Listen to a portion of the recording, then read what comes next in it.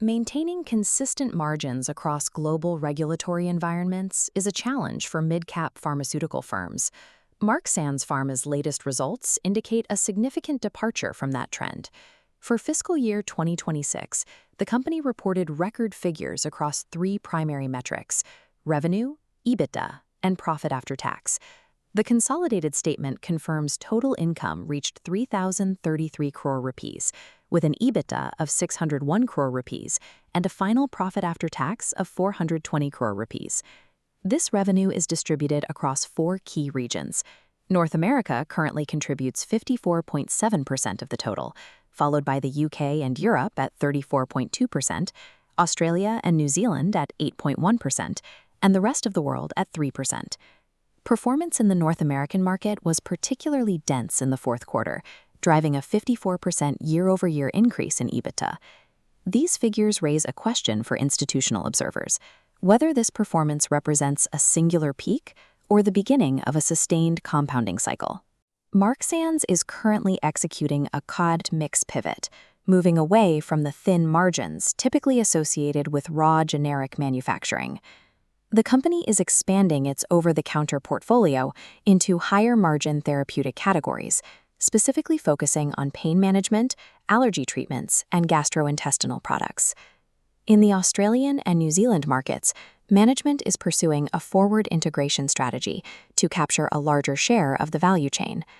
This includes the launch of Nova Pharma, a branded prescription division that introduced 11 new brands to the Australian market during the 2026 fiscal year.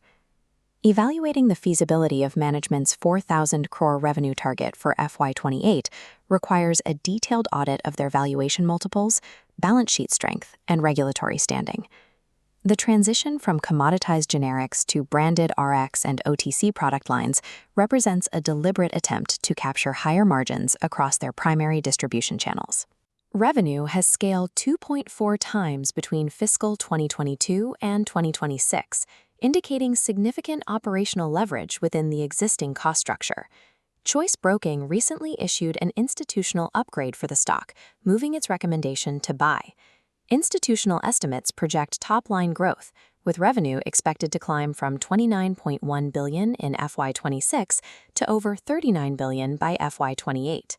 Return on equity and capital employed currently wholly at 13.8%. Forward projections suggest these exceed 16% as new launches scale.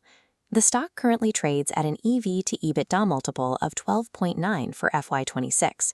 Based on current earnings estimates, this multiple is projected to contract to 9.2 by FY27. Choice Broking calculates the company's price to earnings to growth, or PEG ratio, at 0.9.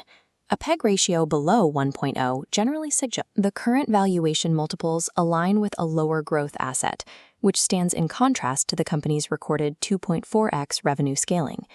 Verifying the quality of these reported earnings requires a direct comparison between net profit and actual cash generation. In FY26, the company reported 420 crore in profit after tax, while net cash generated from operating activities reached 458 crore. This cash conversion ratio of over 100% confirms that the reported profits are fully supported by liquid cash flow from operations. This cash flow efficiency is maintained alongside a working capital cycle of 138 days. The resulting balance sheet shows a cash balance of 990 crore rupees and a net cash positive position. This liquid reserve allows the company to fund its next phase of expansion and M&A activity without requiring dilutive equity raises or high-interest debt. In the highly strict global pharmaceutical industry, a single regulatory failure can immediately invalidate a company's entire set of financial projections.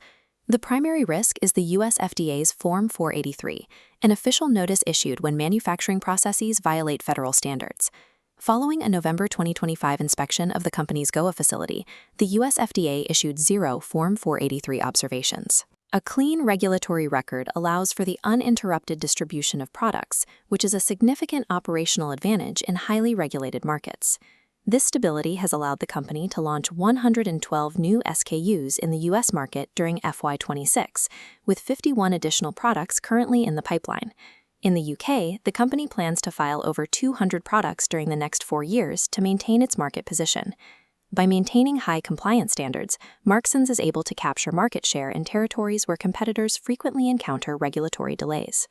The ownership structure shows that promoter holding has remained constant at 43.87%. However, foreign institutional investor holdings saw a significant decrease, dropping from 19.89% in June to 8.13% by December 2025. This institutional selling was absorbed by the public sector, which now holds 42.08%. Examining the price action against the 50 and 150-day moving averages helps illustrate how the market processed this change in ownership. The price chart reflects a period of technical consolidation, with the stock finding consistent support near its long-term moving averages.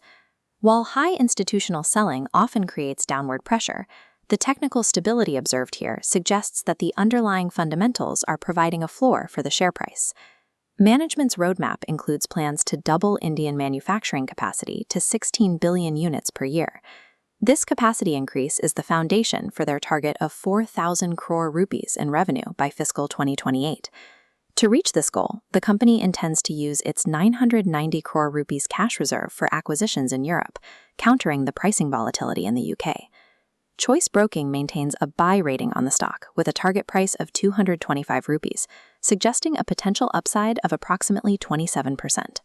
The audit reveals a cash conversion ratio above 100%, a clean regulatory record with the US FDA, and a PEG ratio below 1.0. These factors indicate a margin of safety for investors, positioning the stock as a candidate for accumulation during periods of price consolidation. The current balance sheet and regulatory record reflect a company with high liquidity and verified compliance. These internal metrics provide the foundation for their FY28 expansion plans. As always, audit the working capital cycles and cash flows yourself before allocating capital.